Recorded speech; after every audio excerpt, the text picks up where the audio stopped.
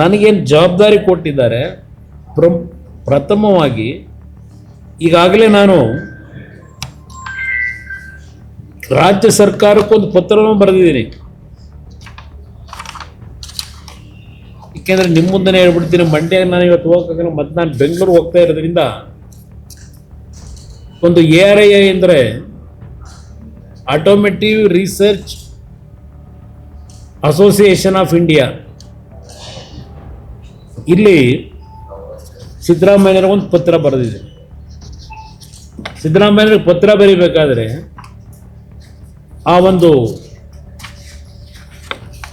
Research centre ಮತ್ತು infrastructure develop ಮಾಡಲಿಕ್ಕೆ ಈಗಾಗಲೇ ನಮಗೇನು ಭೂಮಿ ಬೇಕು ಅಂತೇಳಿ ಆ ARIನ ಸಂಸ್ಥೆಯವರು ರಾಜ್ಯ ಸರ್ಕಾರಕ್ಕೆ ಪತ್ರವನ್ನು ಬರೆದಿದ್ದಾರೆ, 100 ಎಕರೆ ಜಮೀನು ಕೊಡಿ ಅಂತ.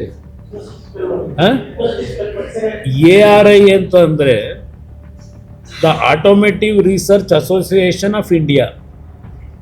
ಇದು ರಾಷ್ಟ್ರದಲ್ಲಿ 4 ಕಡೆ ಟೆಸ್ಟಿಂಗ್ ಸೆಂಟರ್ಗಳಿದೆ. ಇವತ್ತು ನಮ್ಮ ಆಟೋಮೊಬೈಲ್ ಇಂಡಸ್ಟ್ರಿ ದೊಡ್ಡ ಮಟ್ಟದಲ್ಲಿ ಬೆಳೀತಾ ಇದೆ.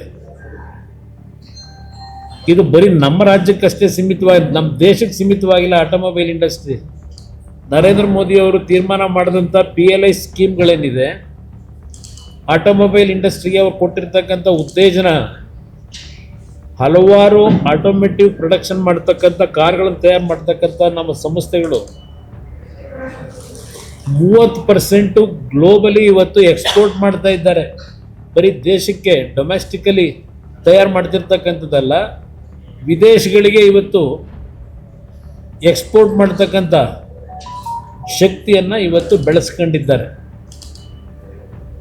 ಈ ಆಟೋಮೊಬೈಲ್ ಇಂಡಸ್ಟ್ರಿನಲ್ಲಿ ಈ ವೆಹಿಕಲ್ಗಳನ್ನು ಟೆಸ್ಟ್ ಮಾಡ್ತಕ್ಕಂಥ 4 ಭಾಗದಲ್ಲಿ ಏನು ಇನ್ಫ್ರಾಸ್ಟ್ರಕ್ಚರ್ ಇದೆ ಕರ್ನಾಟಕ ರಾಜ್ಯದಲ್ಲಿ. ಯಾಕೆಂದರೆ ನನ್ನ ಬಗ್ಗೆ ಭಾಳ ಟೀಕೆ ಮಾಡ್ತಿದ್ದಾರಲ್ಲ ಈ ಸರ್ಕಾರದಲ್ಲಿ ಇರ್ತಕ್ಕಂಥ ಕೆಲವು ಮಂತ್ರಿಗಳು, ಇವರೆಲ್ಲ ಹಣ ಪ್ರತಿ ವರ್ಷ ದೊರಕತಕ್ಕಂಥದ್ದಕ್ಕೆ ಸುಮಾರು 8-8.5 ಸಾವಿರ ಕೋಟಿ ಹೆಚ್ಚಿನ ರೀತಿಯಲ್ಲಿ, ಅದರಲ್ಲಿ ಹಣ ಬರೋದು ಒಂದು ಭಾಗ 63,000 ಕೋಟಿ, ಅದರಲ್ಲಿ ಬರೋದು ಒಂದು ಭಾಗ.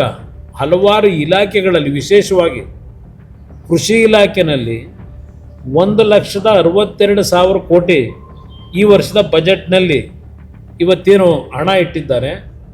ಹಲವಾರು ಸ್ಕೀಮ್ಗಳಲ್ಲಿ ಇವತ್ತು ರಾಜ್ಯ ಸರ್ಕಾರಕ್ಕೆ ಹಣ ಬರ್ತಕ್ಕಂಥದ್ದಿದೆ. ಅದರ ಜೊತೆಗೆ ಇವತ್ತು ಕೇಂದ್ರ ಸರ್ಕಾರದಲ್ಲಿ 50 ವರ್ಷಗಳಿಗೆ ಇಂಟ್ರೆಸ್ಟ್ ಫ್ರೀ ಲೋನನ್ನು ಕ್ಯಾಪಿಟಲ್ ಎಕ್ಸ್ಪೆಂಡಿಚರ್ಗೆ ವಿತೌಟ್ ಇಂಟ್ರೆಸ್ಟು 50 ವರ್ಷಗಳಿಗೆ ಸುಲಭ ದರದ ಸಾಲವನ್ನು ಕೊಡ್ತಕ್ಕಂಥದ್ದು ಸಹ ಏನಿದೆ, ಅದರಲ್ಲೂ ಸಹ ನೀವು ಉಪಯೋಗ ಮಾಡ್ಕೊಳ್ಳಿಕ್ಕೆ ಅವಕಾಶ ಇದೆ.